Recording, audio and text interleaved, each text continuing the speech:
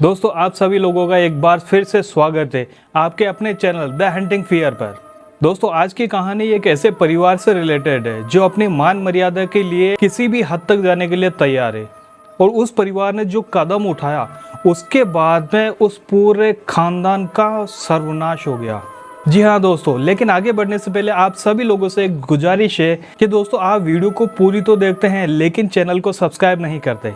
लेकिन इस वीडियो के अंदर मैं काफ़ी बढ़िया मेहनत कर रहा हूं, तो मैं आप सभी लोगों से उम्मीद करता हूं कि आप हमारे चैनल को लाइक शेयर सब्सक्राइब ज़रूर करेंगे। और हाँ, बेल आइकन को टैप ज़रूर कर देना ताकि हमारी जो भी नई वीडियो आए उसका नोटिफिकेशन आपको ईजिली मिल पाए। तो चलिए दोस्तों, समय को बर्बाद नहीं करते हैं और अपनी कहानी को आगे बढ़ाते हैं। जी हाँ दोस्तों, मैं बात कर रहा हूँ राजस्थान के एक ऐसे राजपूत परिवार के बारे में जिसने अपनी मान मर्यादा को बचाने के लिए एक ऐसा कदम उठाया जिसके बारे में सुन के आपकी भी रूह कांप उठेगी।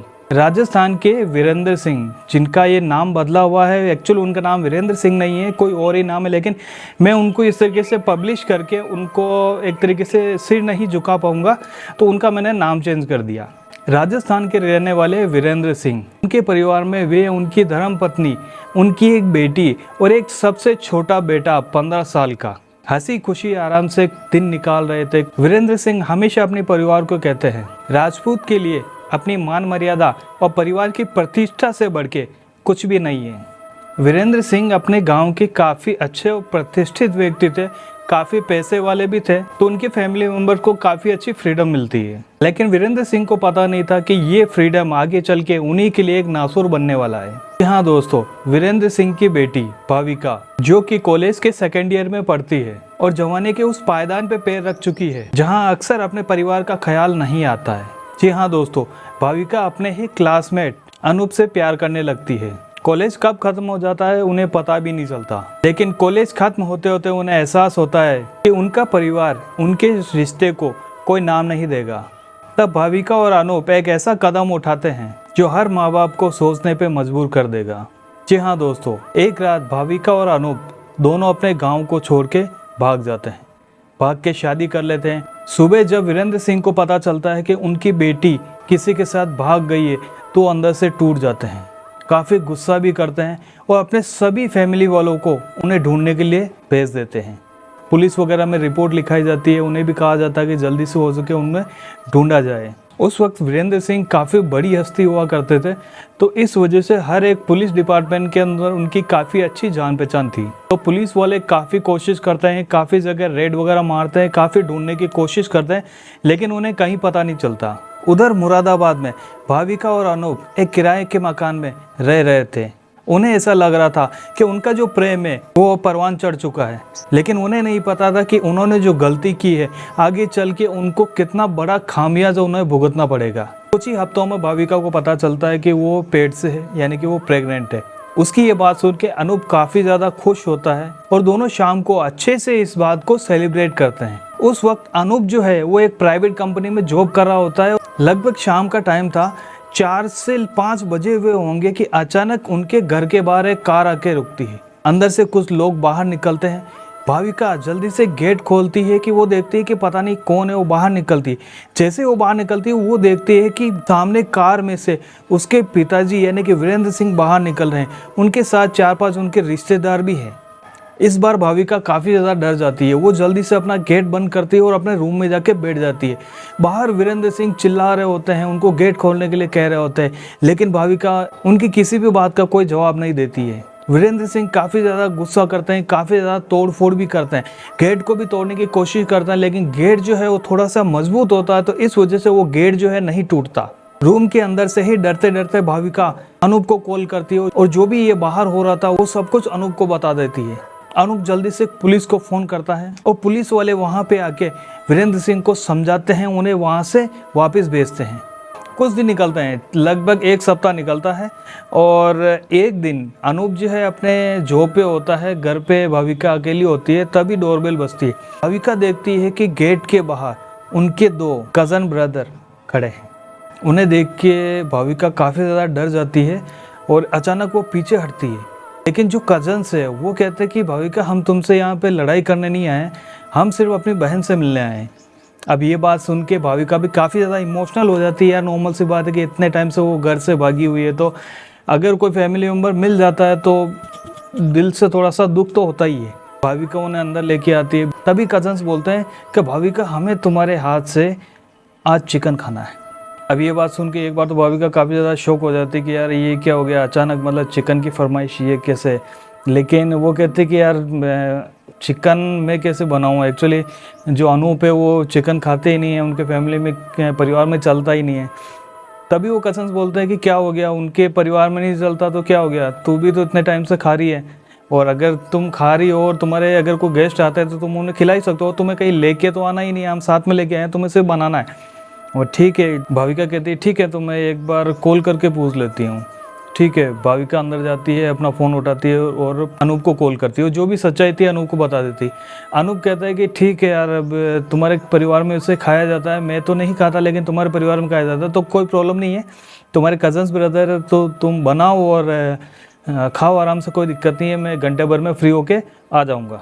तब भाविका बाहर आती है, उनसे वो चिकन लेती है, अपने किचन में लेके जाती है और बनाना शुरू कर देती है। अब दोनों कज़न ब्रदर जो थे वो अंदर हॉल में ही बैठे हुए थे। कुछ देर बाद में भाविका बाहर निकलती है और बाहर दोनों के पास बैठ के आराम से बातें करने लगती है। थोड़ी देर बाद ही अनूप भी जो है अपनी जॉब से रूम पे आ जाता है और मिलता है उनसे, चिकन वगैरह बनता है और लेके आते हैं। अब भाई सभी जने खाना खाने के लिए बैठते हैं, तो भाविका चिकन खा रही होती है और दोनों कज़न ब्रदर भी वहाँ पे बैठे होते हैं। अब यहाँ पे होता क्या है, एक ऐसा ट्विस्ट होता है दोस्तों, कज़न ब्रदर्स को अचानक किसी का फ़ोन आता है, फ़ोन उठाता है तो उन्हें पता चलता है कि उनके किसी फ्रेंड का एक्सीडेंट हो जाता है, तो वो वहीं पे खाना छोड़ के निकल जाते, तो दोनों कज़न ब्रदर्स वहाँ से निकल जाते हैं, चले जाते हैं।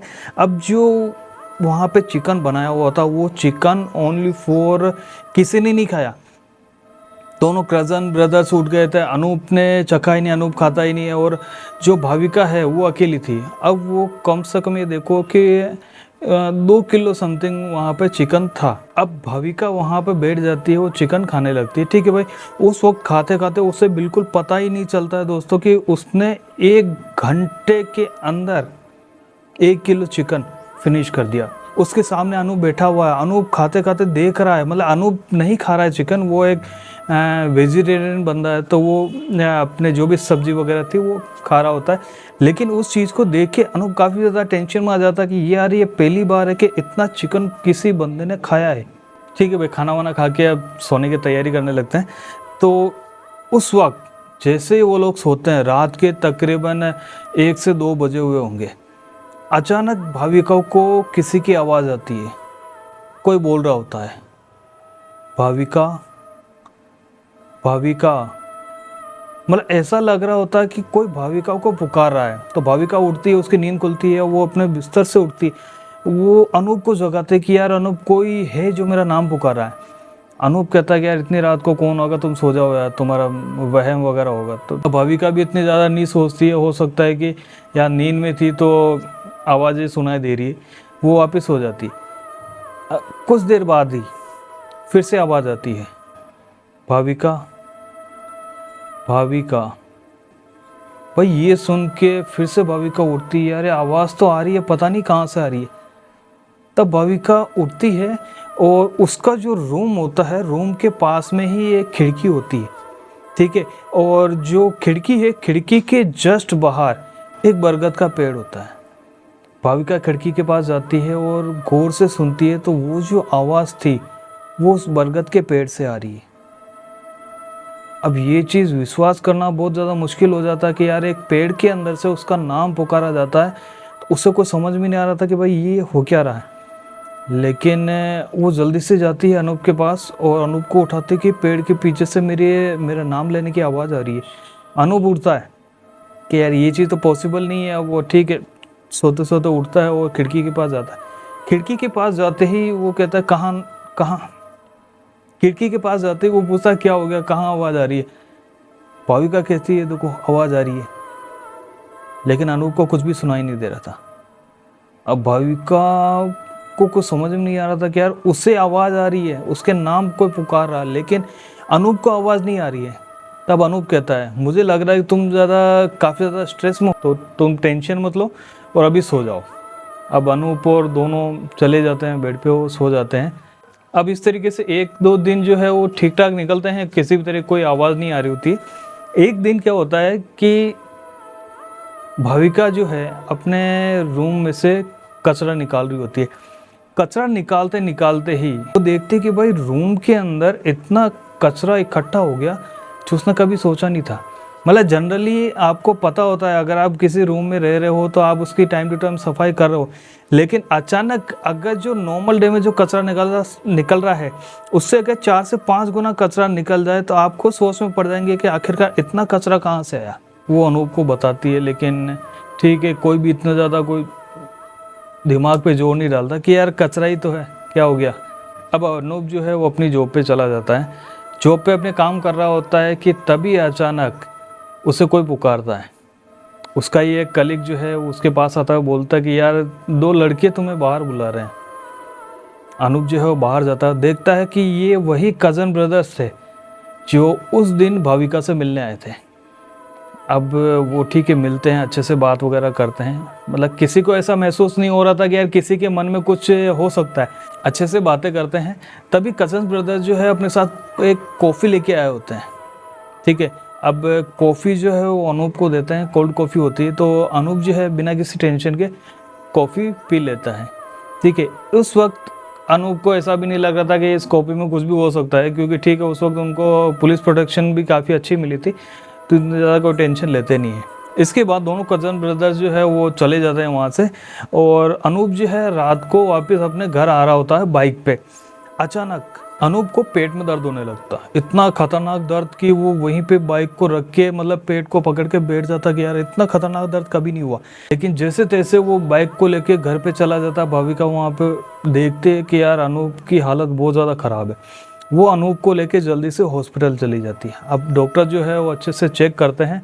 अब डॉक्टर जो बताते हैं दोस्तों, ये सुन के भाविका के होश उड़ जाते हैं। डॉक्टर कहता है कि भाई इनके जो पेट है उसके अंदर स्वेलिंग हो रही है। स्वेलिंग यानी कि पेट के अंदर से सूजन हो रही है, सूजन बढ़ रही है। लेकिन भाविका को कुछ समझ में नहीं आता कि यार अचानक कैसे स्वेलिंग हो गई, मतलब कभी ऐसे कोई प्रॉब्लम रही नहीं। जनरली किसी को भी कोई दिक्कत होती है तो छोटे मोटे सिम्टम्स होते रहते हैं, लेकिन अनूप के साथ में पहली बार था कि उसका पेट अचानक इतने ज़्यादा दर्द करने लग गया और डॉक्टर बताता है कि स्वेलिंग है। और दोस्तों 2 दिन के अंदर अनूप की स्वेलिंग इतनी ज़्यादा बढ़ जाती है कि पेट से बढ़ के वो इस छाती तक आ जाती है।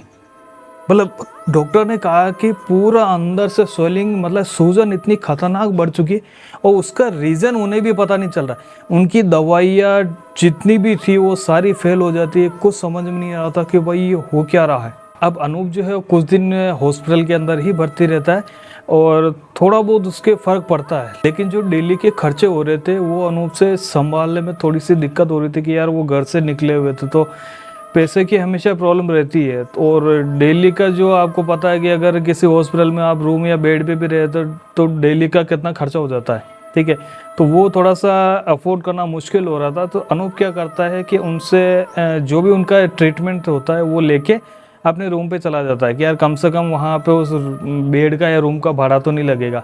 लेकिन उसकी जो प्रॉब्लम है वो ख़त्म होने का नाम नहीं ले रही होती है। एक दिन फिर से भाविका और अनूप सो रहे होते हैं कि अचानक भाविका उठती है, क्योंकि उससे आवाज़ सुनाई देती है फिर से वही भाविका भाविका।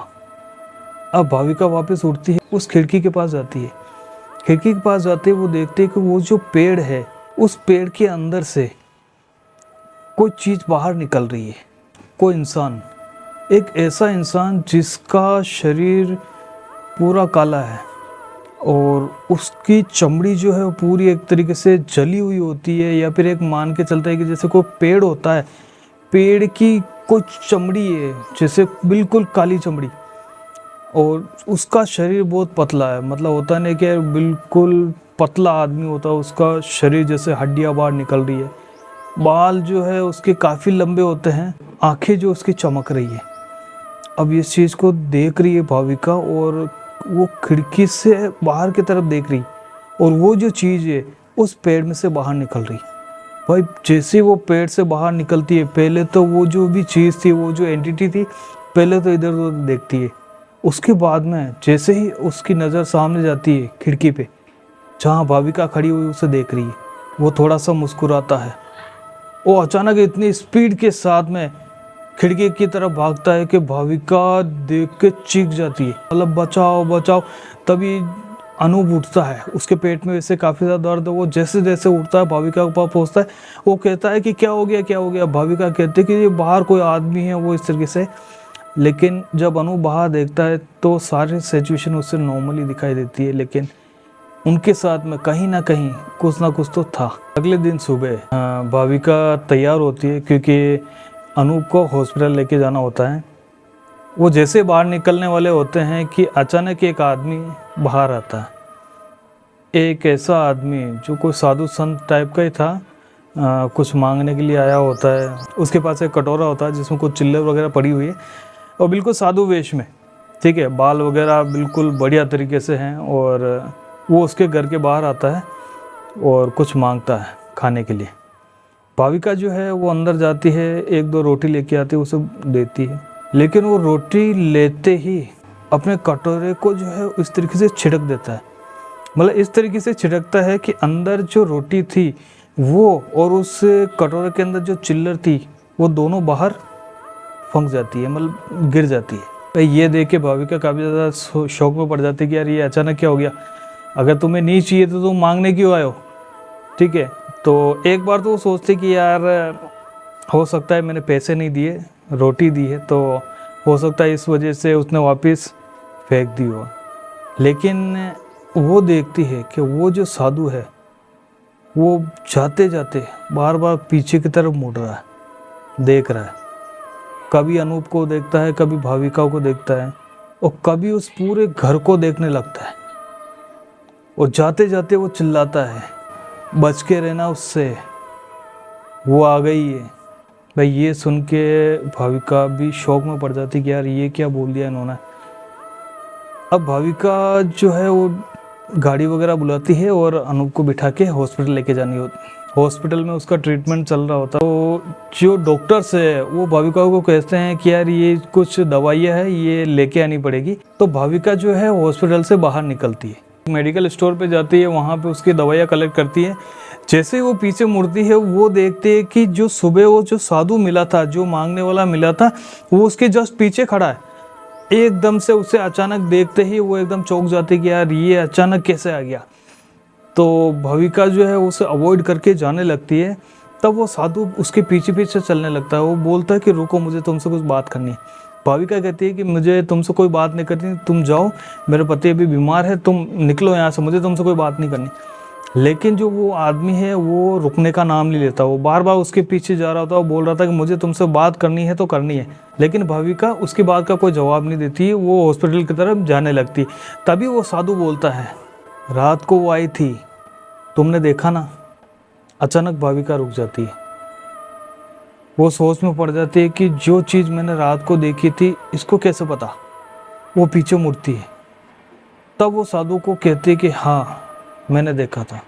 तब वो साधु कहता है कि ये जो भी चीज़ है वो काफ़ी सालों बाद आज़ाद हुई है, ये तुम्हारे परिवार का सर्वनाश कर देगी। ये सुनते ही भाविका काफ़ी ज़्यादा टेंशन में आ जाती है। भाविका कहती है कि बाबा जो भी है आप बचा लीजिए। उससे ऐसा तो महसूस हो गया था कि बाबा जो भी है वो काफ़ी पहुँचे हुए हैं, मतलब वो कुछ ना कुछ तो कर सकता है। अगर उनको इस एंटिटी के बारे में पता है तो वो इससे छुटकारा पाने का मार्ग भी जानते होंगे। वो बाबा के पैरों में गिर जाती है। तब बाबा कहते हैं कि बेटा मैं इसे दूर तो कर दूंगा, ठीक है, लेकिन सारे काम तुम्हें करने हैं। वो तेरे पति को अंदर से खा रही है, तेरे जीवन को बर्बाद कर रही है, और एन फ्यूचर भविष्य में ऐसा वक्त भी आ जाएगा जो वो तेरे पेट में पल रहे तेरे बच्चे को भी खा जाएगी। इसे रोकने का एक ही तरीका है, जब भी तुम अपने कमरे में से झाड़ू निकालो, वो जितना भी कचरा है उसे तुम इकट्ठा करो, कहीं बाहर मत फेंको, इकट्ठा करो। और जिस पेड़ के पास तुमने वो एंटिटी देखी थी वहीं पे ले जाके उस कचरे को जला देना। सुबह शाम महामृत्युंजय जप करना है। उसके अलावा एक छोटी सी पूजा भी करनी पड़ेगी। अगले दिन ही भाविका उन्हीं बाबा को अपने रूम पे बुलाती है, घर पे बुलाती है, और वहाँ उन्हीं के हाथों से एक बहुत ही अच्छी पूजा करवाते हैं। मतलब जो कहते हैं ना कि यार पूजा होने के बाद में जो एक माहौल ही अलग हो जाता है, तो भाविका खुद महसूस करती है कि आसपास का जो इन्वायरमेंट है काफ़ी ज़्यादा पॉजिटिव हो जाता है। जैसे पूजा खत्म होती है, बाबा उससे कहते हैं कि बेटा ये जो एंटिटी है वो अपने आप नहीं आई, इसे तुम्हारे ऊपर छोड़ा गया है और छोड़ने वाला और कोई नहीं, तेरे परिवार का सदस्य है। अब भाविका कहती है कि बाबा ऐसा तो कौन है, मेरे परिवार में कोई है ही नहीं, मेरा परिवार मेरा भी दुश्मन बना पड़ा और मेरे पति है और मैं अकेली हूँ। तब बाबा कहते हैं कुछ दिनों पहले तुझसे कोई मिलने आया था जिसने तेरे हाथों से मांस बनवाया और खुद बिना खाए चला गया।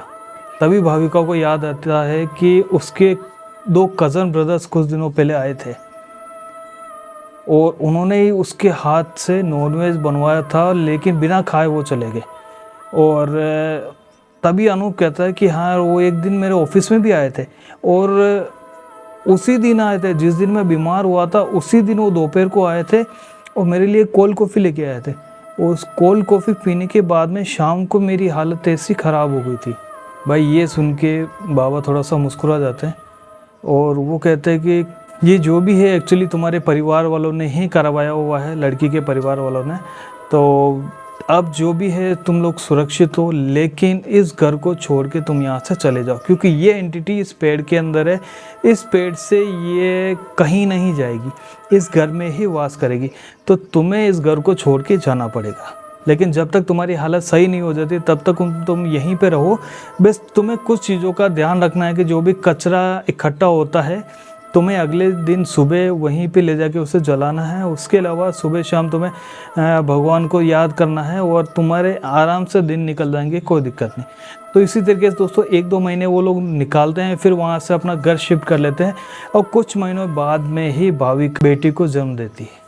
तो दोस्तों ये थी एक प्रतिशोध की कहानी, वो भी मेरी ज़ुबानी। दोस्तों ये कहानी आपको कैसे लगी कमेंट करके ज़रूर बताना, और अगर आप हमारे चैनल पर नए हैं तो हमारे चैनल को सब्सक्राइब ज़रूर करें और बेल आइकन को टैप करना ना भूलें, ताकि हमारी जो भी नई आने वाली वीडियो है उसका नोटिफिकेशन आपको टाइम से मिल जाए। और हाँ दोस्तों, अगर वीडियो पब्लिश होने के 24 घंटे के अंदर अगर आप अपना नाम और अपने शहर का नाम कमेंट बॉक्स में लिखते हैं तो आने वाली इस वीडियो के अंत में आपका नाम और आपके शहर का नाम ज़रूर बोला जाएगा। तब तक बने रहिए द हंटिंग फियर के साथ, जहां डर का कोई अंत नहीं।